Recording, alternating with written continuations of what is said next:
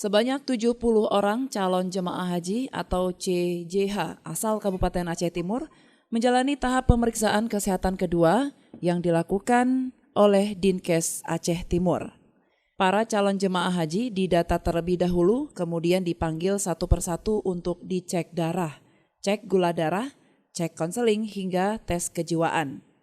Kepala Dinas Kesehatan Aceh Timur, Sahminan, melalui Kepala Seksi Pencegahan dan Pengendalian Penyakit Tidak Menular dan Kesehatan Jiwa atau P2PTM dan Keswa Dinkes Aceh Timur, Yusniar mengatakan bahwa pihaknya untuk ke depan akan terus memantau dan mengawasi para calon jemaah haji agar dalam keadaan sehat walafiat. Dikarenakan hingga ke depan para calon jemaah haji tersebut akan menjalani beberapa tahapan berikutnya.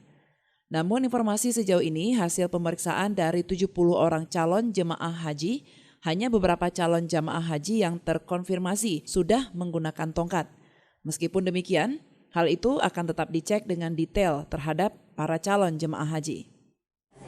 Jadi kita tetap memantau keberangkatan dari mulai pemeriksaan di tahap 2 ini sampai nantinya pemeriksaan kita nanti hari 7 dan 8 untuk membuat kegiatan robot untuk para jemaah haji untuk menentukan kegiatan cek kesehatan robotnya.